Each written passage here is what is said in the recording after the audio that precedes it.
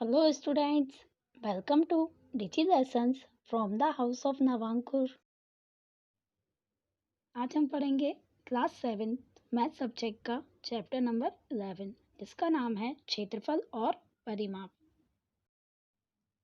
हमारा पहला प्रश्न है, एक आयताकार भूखंड की लंबाई और चौड़ाई क्रमशः कितनी दी है? 500 मीटर लंबाई है और चौड़ाई है 300 मीटर, ज्ञात कीजिए। तो पहला हमें दिया है भूखंड का क्षेत्रफल। तो लंबाई चौड़ाई किस में होती है? आयत में होती है। तो ये क्या होगा? आयत के आकार का होगा।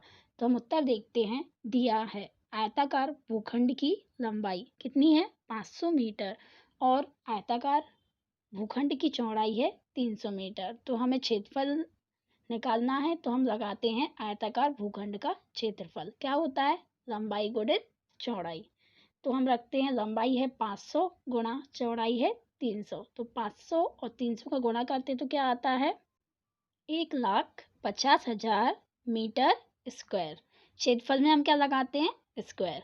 फिर हम देखते हैं दूसरा, भूखंड का मूल्य यदि 1 मीटर स्क्वायर का मूल्य है 10,000 रुपये, तो हमें पूरे भूखंड का मूल्य बताना है। तो हम देखते हैं उत्तर, 1 मीटर स्क्वायर भूखंड का मूल्य कितना है?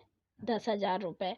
तो 1,50,000 मीटर स्क्वायर भूखंड का मूल्य होगा।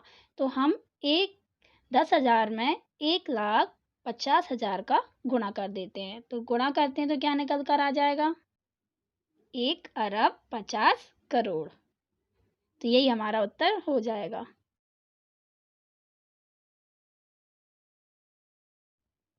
अब हमारा दूसरा प्रश्न है, एक वर्गाकार पार्क का क्षेत्रफल ज्ञात कीजिए जिसका परिमाप 320 मीटर है।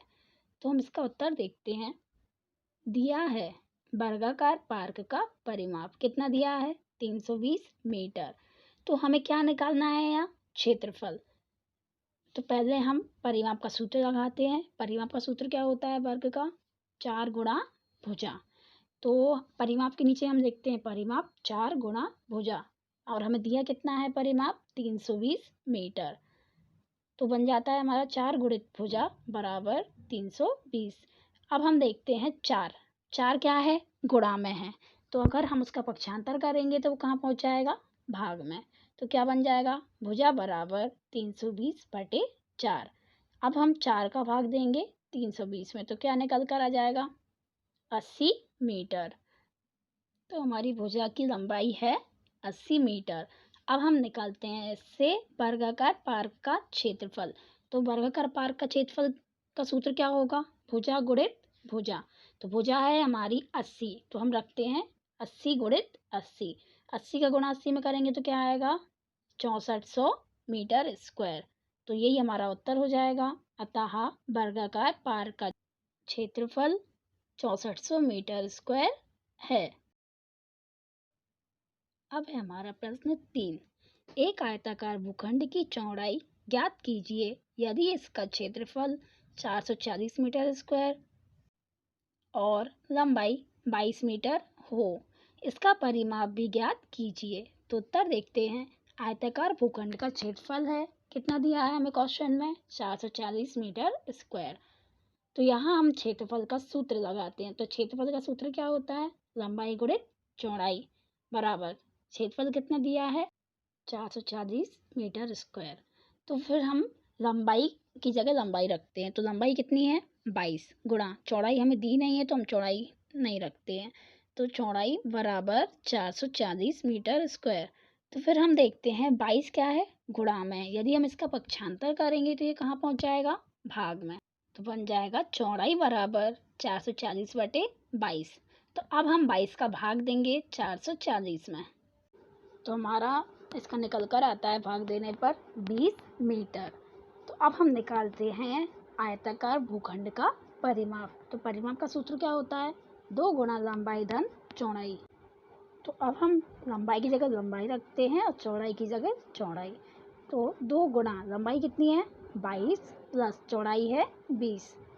तो बन गया 2 गुणा 22 प्लस 20। तो अब सबसे पहले हम 22 और 20 को जोड़ते हैं तो क्या आएगा? 42। अब हम 2 का गुणा करेंगे 42 में तो क्या आएगा? 84 मीटर। तो हमारा उत्तर क्या आ जाएगा? अतः आयताकार भूखंड का परिमाप 84 मीटर है। अब है प्रश्न 4। एक आयताकार शीट का परिमाप 100 सेंटीमीटर है।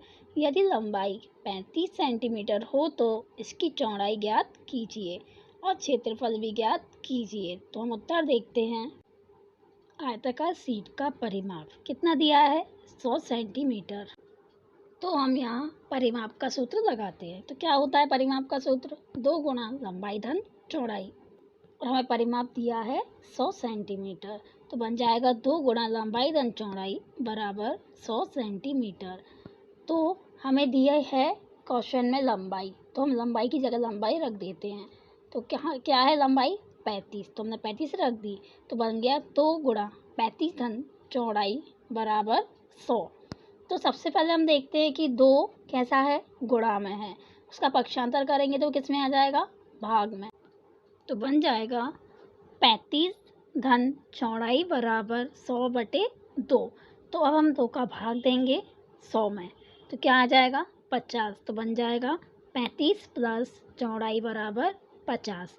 अब हम 35 का पक्षांतर करेंगे, ये यहाँ पर कैसा है? प्लस में है, पक्षांतर होकर किस में आ जाएगा? माइनस में। तो बन जाएगा चौड़ाई बराबर 50 माइनस 35। तो यहाँ चौड़ाई क्या निकल के आ जाएगी हमारी? 15 सेंटीमीटर। अब हमारे पास लंबाई भी है और चौड़ाई भी। तो अब हम क्षेत्रफल का सूत्र लगाते हैं। आयताकार शीट का क्षेत्रफल क्या होता है? सूत्र लंबाई गुणित चौड़ाई। तो हम लंबाई रखते हैं 35 गुणा चौड़ाई रखते हैं 15। तो 35 का गुणा करेंगे 15 में, तो क्या आएगा? 525 सेंटीमीटर स्क्वायर। तो अब हमारा उत्तर क्या आ जाएगा? अतः आयताकार शीट की चौड़ाई तथा क्षेत्रफल क्रमशः, चौड़ाई कितनी आई है? 15 सेंटीमीटर और क्षेत्रफल निकला है अपना 525 सेंटीमीटर स्क्वायर। हमारा प्रश्न 5 है। एक वर्गाकार पार्क का क्षेत्रफल एक आयताकार पार्क के बराबर है। यदि वर्गाकार पार्क की एक भुजा 60 मीटर हो और आयताकार पार्क की लंबाई 90 सेंटीमीटर हो तो आयताकार पार्क की चौड़ाई ज्ञात कीजिए। तो हमें यहाँ क्या क्या दे दिया? वर्गाकार पार्क की भुजा दी है 60 मीटर और आयताकार पार्क की लंबाई दी है 90 सेंटीमीटर। तो हम देखते हैं उत्तर। दिया है वर्गाकार पार्क की भुजा है 60 मीटर और आयताकार पार्क की लंबाई है 90 मीटर। तो हम रखते हैं वर्गाकार पार्क का क्षेत्रफल बराबर आयताकार पार्क का क्षेत्रफल। तो वर्गाकार पार्क का क्षेत्रफल होता है भुजा गुणित भुजा और आयताकार पार्क का क्षेत्रफल होता है लंबाई गुणित चौड़ाई। तो हम रखते हैं अब वर्गाकार पार्क की भुजा क्या दी है हमें? 60। तो 60 गुणित 60 बराबर लंबाई कितनी दी है आयताकार पार्क की? 90 और चौड़ाई हमें निकालना है। तो हमारा क्या बन जाएगा? 7 गुणित 60 बराबर 90 गुणित चौड़ाई। तो हम चौड़ाई को निकालते हैं तो 90 का पक्षांतर करेंगे, यहाँ गुणा में है, पक्षांतर होकर किस में आ जाएगा? भाग में। तो बन जाएगा चौड़ाई बराबर 60 गुणित 60/90। तो अब हम 60 का गुणा करेंगे 60 में, तो क्या आएगा? 3600/90। फिर हम 90 का भाग देंगे 3600 में, तो क्या आंसर आ जाएगा? 40 मीटर। तो अपना उत्तर हो जाएगा अतः आयताकार पार्क की चौड़ाई 40 मीटर होगी।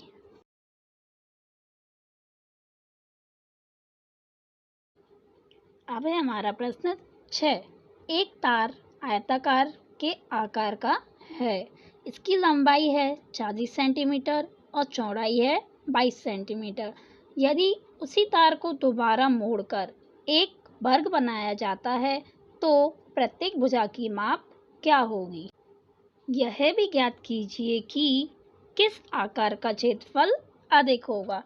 तो यहाँ हमें एक आयत के आकार का तार दिया है, उसकी लंबाई और चौड़ाई दी है और फिर कहा है यदि उस तार को मोड़कर वर्ग बनाया जाता है तो उसका हमें क्या निकालनी है?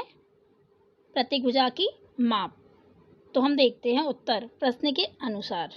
वर्ग का परिमाप बराबर आयत का परिमाप।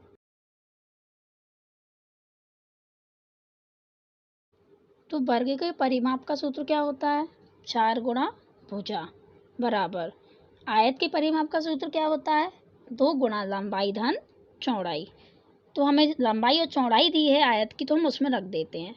तो लंबाई क्या है? 40 और चौड़ाई है 22। तो बन जाएगा हमारा 4 गुणित भुजा बराबर 2 गुणा 40 प्लस 22। तो यहाँ हम 40 और 22 को जोड़ते हैं तो क्या आएगा? 62। तो बन जाएगा 4 गुणा भुजा बराबर 2 गुणा 62।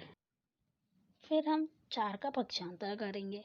यहाँ गुणा में है, पक्षांतर होकर किस में आ जाएगा? भाग में। तो बन जाएगा भुजा बराबर 2 गुणित 62/4। तो 2 से अब हम 4 में भाग देंगे। तो 2 एकम 2, 2 दूनी 4। तो क्या बन जाएगा? 62/2। फिर हम 2 का भाग देंगे 62 में। तो क्या आंसर आएगा? 31 सेंटीमीटर। तो यहाँ हमारे वर्गाकार तार की भुजा आ गई 31 सेंटीमीटर। तो अब हम देखते हैं आयताकार आकार के तार का क्षेत्रफल। सूत्र क्या होगा? लंबाई गुणित चौड़ाई। लंबाई है 40 गुणा चौड़ाई है 22। 40 का गुणा 22 में करेंगे तो क्या आ जाएगा? 880 सेंटीमीटर स्क्वायर।